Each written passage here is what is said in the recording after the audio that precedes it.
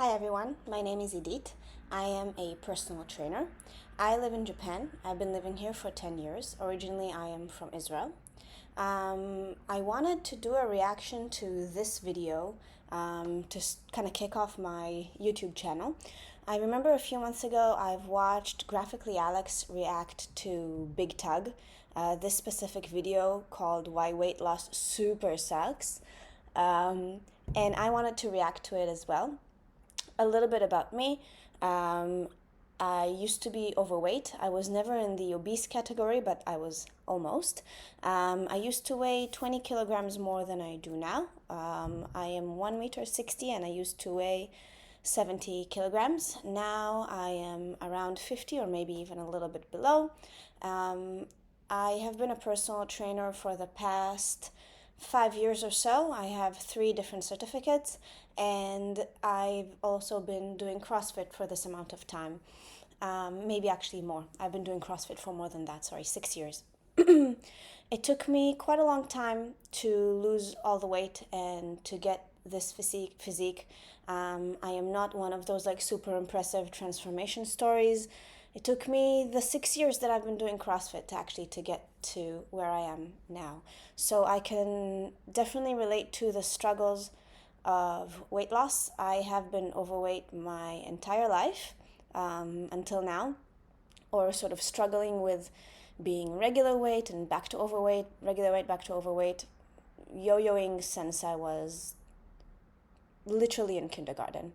So let's see what Big Tugg has to say and react to it. I'll try not to get too sassy, but come on, you guys. All right, let's go.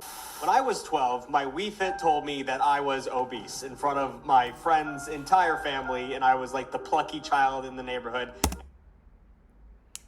Okay, so he heard that from a video game that he was obese. But then again, that's kind of embarrassing. But then also he was 12. He had good 12 years. I'm trying to remember when I first realized that I am overweight, or that maybe I should lose weight, or I should be skinny or thinner.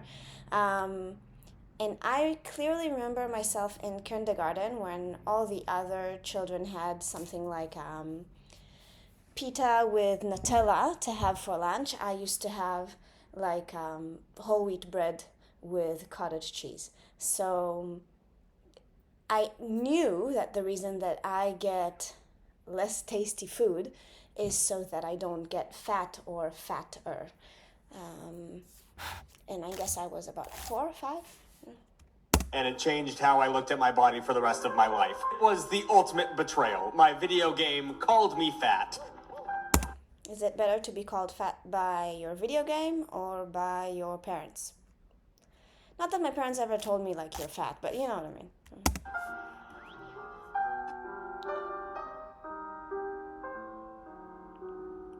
And ever since then, the fat shaming has only gotten worse. Everyone says you need to get in shape, but a circle is technically a shape. And it wasn't always like this, my tuggers, my little tuglets. It used to be beautiful, and I contend that it still is. To an extent. Too much of a good thing is still too much of a good thing. Don't get so big you can't walk, but also don't be so skinny that I can see your skeleton. First of all, it's a good thing that he admits not to get too fat. This is already a big deal to say on the internet these days, that being too fat is not healthy. Both of those things are not good. So today I want to just go over the history of how stupid weight loss is, and this is not me coping. I didn't just eat 3 Musketeers behind the camera before this. I didn't suddenly start having cravings for candy. I didn't. We're going to just jump right into it. It's not me coping. Weight loss can be bad. It's good to be self-aware. All right, let's see what he has to say. Back in the 1500s, having some extra poundage showed that you lived a life of plenty. Having a little bit of a gut in the 1500s was kind of like having your own rocket ship nowadays. It meant things were going pretty good for you. Yes, bigger bodies used to symbolize lavish lifestyles. I would argue that it's still a symbol of access. In my opinion, if you manage to eat in excess, then you have enough money to eat in excess. That's what people liked at the time. They liked a little. Food scarcity was also an issue between the 1700s and 1800s. Starvation was unfashionable all the way up until the 1900s. This is when, almost coincidentally, a noticeable shift in fashion began. Let's talk corsets specifically. These chest compressors. You probably still see them at golf clubs and Renaissance fairs. They look great, but they're the single most uncomfortable piece of clothing ever invented. First of all, how would you know if it's uncomfortable or not? Have you tried it? Second, from what I know, corsets were not invented in the 19th century. All right, let's see. It's not from the 19th century. They existed all through Middle Ages. I don't know if before, but at least the Middle Ages that I can think of the top of my head, right? Wore these and sometimes still wear these to match the unfathomable body standards that men put on them. No, that's not true. Corsets were basically bras, all right? They were meant to hold everything together and make sure that you're comfortable. Really lacing up corsets very, very, very tightly. It was a fashion that maybe some aristocrats used to do, but it definitely not like how it's represented in the media today. Not to betray my own sex, but we're kind of shitty, guys. Autumn and... We kind of shitty. I'm sorry, but... This is such a pick-me thing to say. It's like, we kind of shitty, guys. Sorry. Top heavy, but the tiniest waist you've ever seen. Want an hourglass figure like all them super hot anime girls all us fellas can't stop looking at? Well, go ahead and break a couple ribs, because that's what we need. These things used to look extreme as hell, and they were built like freaking tanks. They used actual whale bones and all sort of stiffeners to make them have strong shaping structure. They went pretty much completely out of the fashion by 1920s, along with powdered wigs and 20 feet wide dresses, which was weirdly popular. I don't know why would anyone would want that. The increasing class difference... Yeah, he's not really talking about why they were pretty much a thing of the past by the 20s, but it had to do with World War I. During the World Wars really made people feel fed up with the fat rich. And supply issues made fancy stuff harder to make, so that's a bummer. So the lower classes became a lot hotter, and the skinny bitches came into vogue. I don't know if I could say that. Scales weren't even widely used by doctors until the 1920s. They didn't have those little shame plates in their bathrooms that you pull out every once in a while and get real sad when you look at it. Stepping up.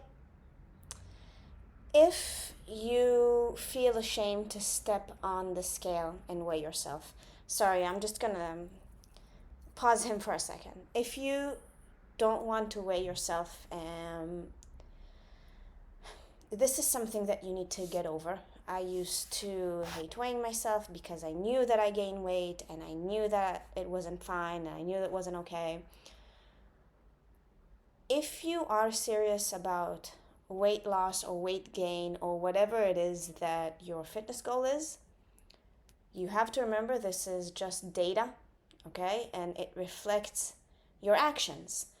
You are not uncomfortable with the weight. You are uncomfortable with your actions. And you can change the actions, okay?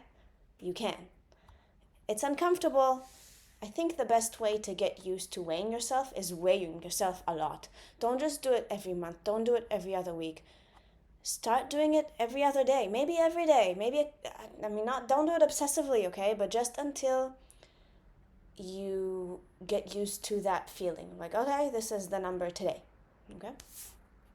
You didn't even have home scales until 1885. People didn't give a shit about weight, probably because everyone was starving, but still. And when you were finally able to own a scale in the US, they just tossed them around convenience stores like they were some kind of horsey ride for kiddos. Just a thing you stepped on for a good laugh. Oh, honey, you weigh $120. Who gives a shit? They turned into a sort of slot machine where you'd guess your weight, lose the rigged game, and get a fortune for your penny. Then the first American-made bathroom scale came out in 1917, and the market quickly got flooded with competition. People really wanted to see the quantification of their own relationship with gravity. I don't know, that's important, and it's still important. I don't know why. It was mostly fun. You don't know why? You don't know why it's important to know what your weight is? Don't you think that has some meaning about your life and your health? Goodness gracious. Racism and religious superiority that drove people to the scales, not health concerns. Because after a few generations of slavery and skin color becoming a less reliable way for white people to separate themselves from black people, they started attributing gluttony and weight with black people.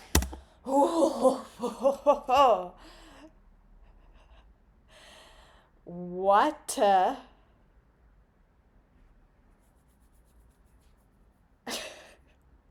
which it all goes back to racism at the end of the day. So all the Where did he get this from? Where did he get this from? Gluttony and weight was associated with black people. It's all goes down to racism at the end of the day. Oh yes, you're right. It's not good to be fat, and it's not good to be too skinny because of what? Oh, you know what? No. Because if you want to denounce racism, then we need to accept any type of body weight, because if we don't like ourselves in a certain body weight, that means that we're racist. Goodness gracious. Oh God, this is gonna be a long video, guys. Rich white ladies went on diets to maintain their false sense of superiority. Being a Protestant was still big in America as well, and fasting was a big part of it. So being skinny became associated with moral superiority, which is why all those like super religious mega church moms in the South have daughters that have weight issues because they are mean about it. Health was just a weird little thing that was sitting on the back burner waiting to make the entire world miserable. I can see how religiousness and prudence, or maybe not prudence, but let's say modesty has to do with eating less. Like, I can see how a religious, maybe specifically Christian, but not necessarily value would be to not get more than what you need.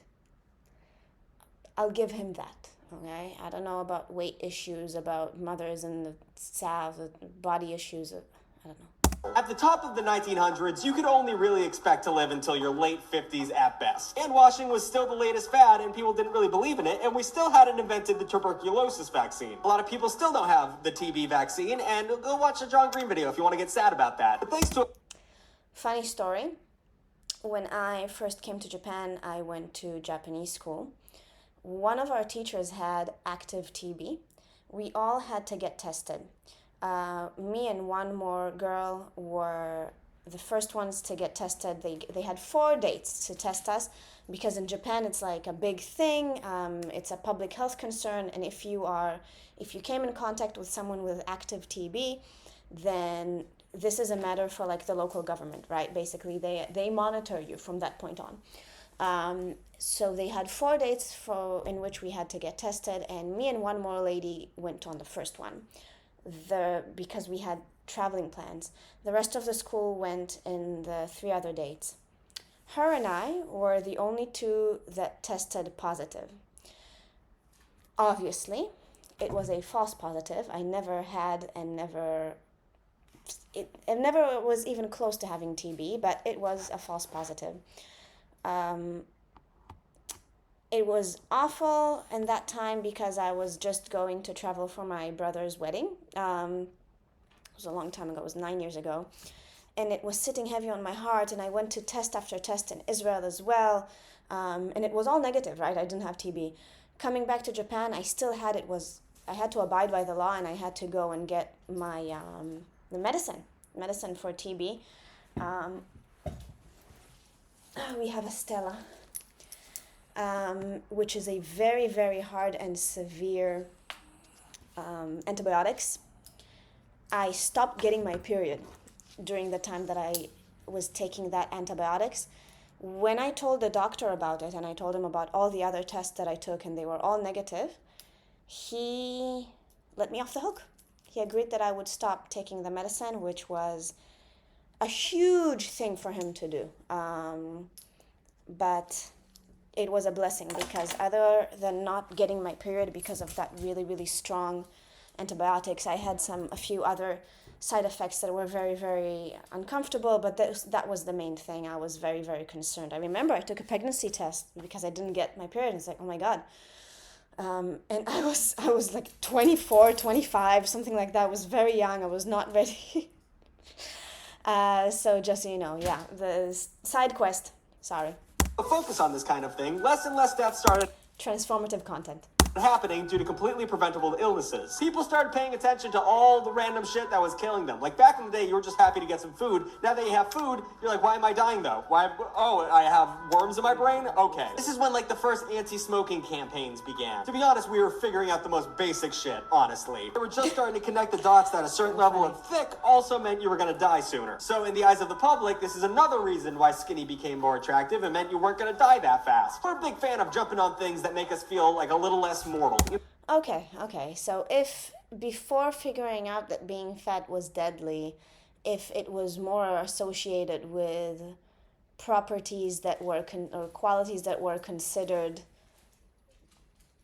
more desirable or more proper, then I understand. However, I think really people realized that fat people are unhealthy very, very early. Like when you see someone who's really fat going up the stairs next to you and they struggle to breathe, like you understand that being that size is not good for you. You don't have to be like a scientist, and you can have the brain of a 17th century person and still realize, You know what I mean? Like humans are all really afraid of dying. So when we hear, oh, if you don't eat chips, you won't die so fast, we won't eat chips, or at least we'll feel really bad about doing it. But suddenly that gravity number really started to matter, and to the absolutely flawless system known as BMI. If you don't know, oh, he's gonna talk about the BMI. I just made a joke, because BMI is a worthless value that genuinely doesn't make sense at all. I wonder where he got this talking point from. Body mass index is worthless and always has been, unless you're an insurance company. Even the Okay. guy who made it, Adolphe Quetelet, whatever, good save putting an E at the end of that, never wanted it to be used for health assessment. Around 1830, he was just trying to figure out what the true average man was. The formula wasn't designed for health. He was trying to find the ideal, most socially accepted person, which meant... No, he was not trying to find the ideal, most socially accepted person. He was definitely a mathematician. I think he was working for insurance companies. He was not looking to see who is the most socially acceptable. He was looking to see who was most likely to live longer. Okay? So being too thin, being too fat, took you off of that category. Makes it an absolute problem from its very conception. He was trying to find the most normal person, which, as you know, bad luck to start doing that. Quantifying your sociability scale... Hey, Mako répond. Stella. I'll get her over here. Is insane. Beauty's in the eye of the beholder. Medical director of the Connecticut Mutual Life Insurance Company, George R. Shepard, is the guy who inadvertently ruined everything for us. Around 1895, we were still looking at thinness as a death risk factor and wanted to standardize BMI system to determine medical risks. Because if there's one thing insurance companies love, it's not giving people insurance. They love not doing their jobs. It's like... This is the picture that he used. Okay. Their most important thing that they do. They tasked Georgie with coming up with a standard, and after analyzing 70... I'm sorry, that was disgusting. I shouldn't cuss, but that was gross. Risk. Oh, that's so crazy. It was so crazy that he was able to come up with that very complicated math thing that a lot of people fall into. Sorry, no insurance for you, asshole. Started being a... How do you expect insurance companies to work if they don't have averages, formulas? What can we expect insurance companies to do? Are they gonna give you insurance because they like you? Oh, we like your eyes, you're cute, we're gonna give you the insurance. Oh no, you know what? You kind of have bad breath, so we're not... Like, how do you expect these companies to work? Yes, if you fall outside of the norm, then your premium is gonna be higher. Duh. Adopted everywhere in terms of granting life insurance, so suddenly the scale numbers mattered quite a lot. And BMI became a never-ending, stupid-ass popular force. It really, genuinely, I know it sounds like I'm like doing the health thing where it's like, oh, being fat's okay and all that stuff, and I know people who hate fatties are gonna hate that I say that, but at the end of the day, BMI is a ridiculous thing. You really shouldn't believe in it. It's asinine. Anyway. And then, World War I propaganda said that being fat was unpatriotic, which is weird. Something about saving resources for the troops. Don't be a piggy. Give some food to the people fighting. Who were we fighting World War I? It was Germany, but it wasn't the Nazis. So I don't know. A list of cultural idiocy that made skinny... Is he pretending to be stupid, or is he actually... All the rage just goes on and on and on. It set the stage, the perfect stage, for diet culture to begin. Like Garfield